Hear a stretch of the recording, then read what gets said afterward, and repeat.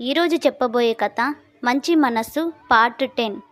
కుమార్ అత్తమామల దగ్గర ముందు గంగవ్వని పని మనిషిని పరిచయం చేసినందుకు గంగవ్వ లాగి చెంప మీద ఒకటి కొడుతుంది. కుమార్ నిర్ఘాంతపోతూ వాళ్ళ అమ్మ కొట్టిన చెంప మీద చెయ్యి పెట్టుకొని అమ్మా అని అంటాడు. అమ్మా అని ఆ విషయం నీకు ఇప్పుడు గుర్తుకు వచ్చిందా? నిన్న నీ భార్య దగ్గర నన్ను ఓ ఆయాని చేశావు. ఈరోజు నీ అత్తమామల దగ్గర నన్ను ఓ పని మనిషిని చేశావు. రేపు ఏ పదవి ఇస్తావు సార్ నాకు మీరు? నిన్న నేను ఎన్ని కష్టాలు పడి పెంచానో వాళ్ళకి తెలీదు, కానీ నీకు తెలుసు కదా. మీ అమ్మ రుణం నువ్వు ఇలా తీర్చుకుంటావా బాబు? నీ కన్న తల్లిని నువ్వు తల్లి అని చెప్పుకోవడానికి అంత సిగ్గుపడే పనులు నేనేం చెయ్యలేదు. మట్టిలో ఉన్న నిన్ను నా చెమట చుక్కలతో ఓ రూపాన్ని ఇచ్చి అందమైన బొమ్మలా మార్చింది నేను. ఆ బొమ్మకి వన్నెల అద్దింది నేను. నీ భార్య వచ్చి నిన్ను కొనుక్కున్నాదేమో కానీ ఆ పైకం మాత్రం నాకు అందలేదు. ఇప్పుడు ఆ పైకాన్ని తీసుకుంటాను. నన్ను నా జీవితం అంతా చూసుకోవాల్సిన బాధ్యత నీపైన, నీ భార్య పైన ఉంది. నువ్వు బాగా మారిపోయావని నీ స్నేహితుడు చెబితే నేను నమ్మలేదు. ప్రతిదీ డబ్బుతోనే కొలుస్తావట కదా. నా కష్టానికి, నా త్యాగానికి, నా సహనానికి, నా చాకిరికి, ఆఖరికి నువ్వు నా దగ్గర తాగిన తల్లిపాలతో సహా నాకు లెక్క కట్టి ఇవ్వు. అది డబ్బు రూపంలో అనుకున్నావు గనక కాదు. నీలా అందరూ డబ్బు కోసమే అన్ని పనులు చెయ్యరు. నీలాగా డబ్బు పిచ్చి ఇంకా నాకు పట్టలేదులే. నేను నిన్ను ఎన్ని సంవత్సరాలు పోషించానో నువ్వు నన్ను అన్ని సంవత్సరాలు పోషించాలి. నేను నీకు ఎంత సేవ చేశానో నువ్వు నాకు అంత సేవ చెయ్యాలి. డబ్బు పిచ్చి చేతులు దులుపుకుంటున్నామేమో అనుకుంటున్నావు. నీవేమీ పాత రోజులు కావు.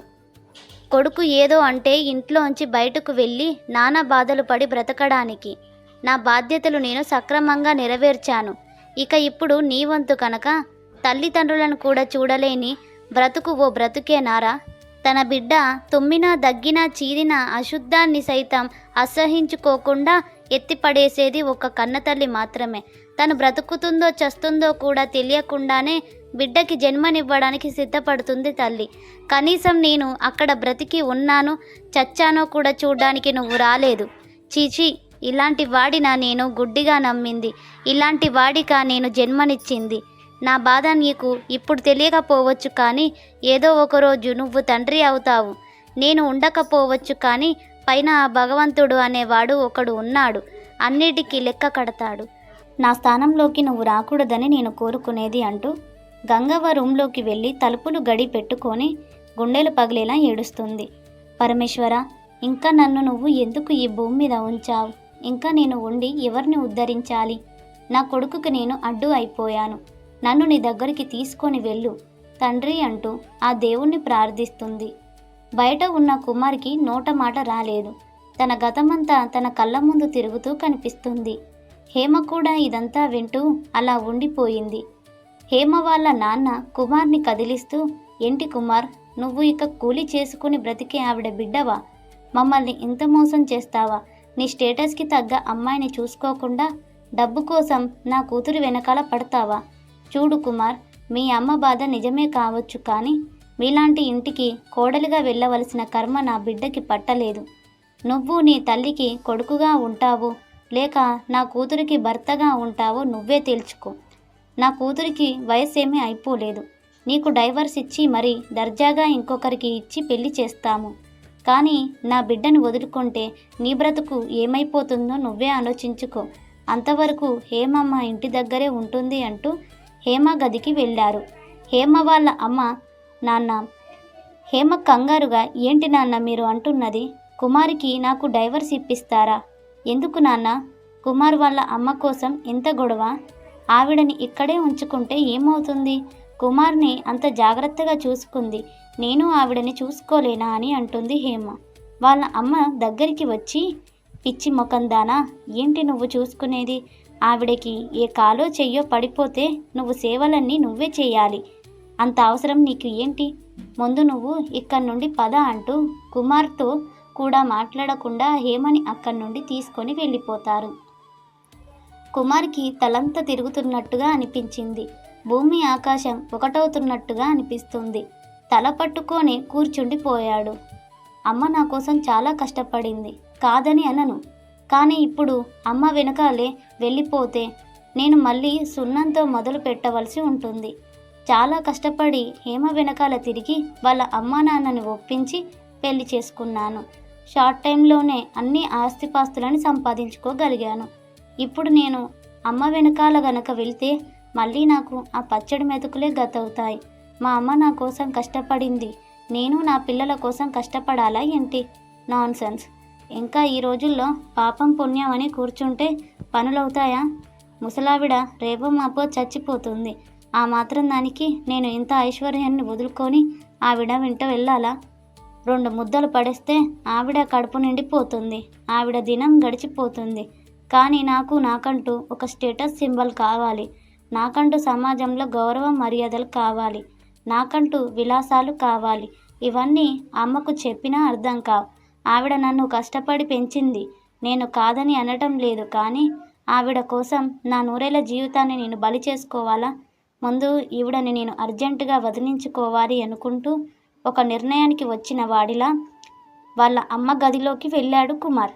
కుమార్ వచ్చింది చూసి కూడా ఏమీ మాట్లాడకుండా మౌనంగా కూర్చుంది గంగవ్వ.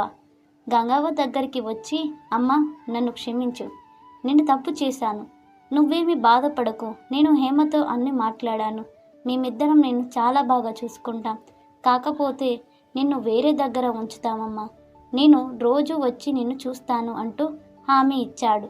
గంగవ్వ ఏమీ మాట్లాడకుండా కుమార్ చెప్పిన మాటలు నమ్మకుండా చూస్తూ ఉంటుంది.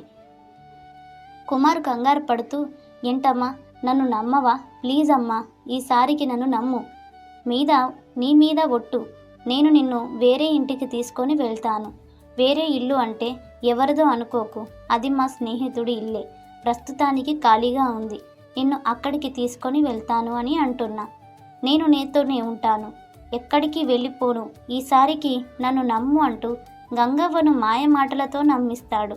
ముందు కుమార్ మాటలు నమ్మని గంగవ్వ కుమార్ చాలా ప్రాధేయపడటంతో కొడుకులో ఏమైనా మార్పు వచ్చిందేమో అని తన కొడుకుని నమ్మి కుమార్ వెంట వెళ్తుంది.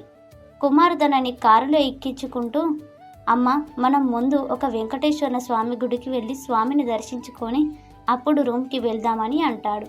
గంగవ్వ చేసేదేమీ లేక సరే అని ఊకొడుతుంది. తిరుపతిలో ఉన్న ఒక వెంకన్న గుడికి తీసుకొని వెళ్ళి గంగవ్వను అక్కడే వదిలేసి తాను మాత్రం తన ఇంటికి వెళ్ళిపోయాడు. అక్కడ పిచ్చిదానిలా గంగవ్వ తన కొడుకు కుమార్ కోసం వెతుకుతూ అలసిపోయింది. అలా ఆ రోజులు గడిచిపోయింది అంటూ తన గతమంతా వివరిస్తూ కంటతడి పెట్టుకుంది గంగవ్వ. మరుసటి రోజే, నువ్వు నాకు కనిపించావు లలితమ్మ, నా దగ్గర ఉన్న అడ్రస్ ఎవరిని అడిగినా తెలీదు అని సమాధానం చెప్పారు. ఇంకా నిన్ను అడ్రస్ అడగకుండా నా కొడుకుకి ఫోన్ చేయమన్నాను. నువ్వు ఫోన్ చేసిన తర్వాత వాడు వచ్చాడు, నన్ను కారులో ఎక్కించుకొని తీసుకొని వెళ్ళాడు. వాడిని చూసిన నేను కోపంతో ఊగిపోయాను. నాలోని ఆవేశం కట్టలు తెంచుకొని బయటకు వచ్చింది. కుమార్ కాలర్ పట్టుకొని గట్టిగా తనని బెదిరించాను.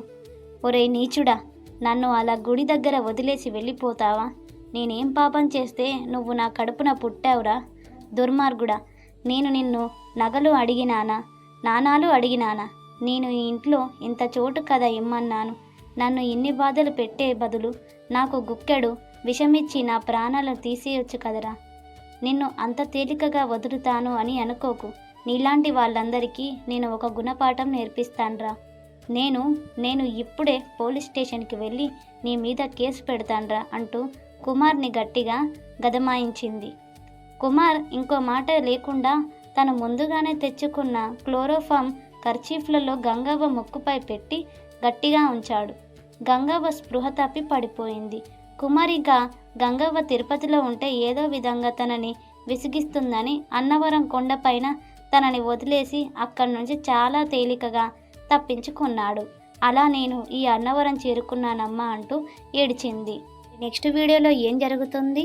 ఈ లలిత ముసలావిడని తన కొడుకు కుమార్ దగ్గరికి తీసుకువెళ్తుందా, లేకపోతే ఈ లలిత తన ముసలావిడని చూసుకుంటుందా?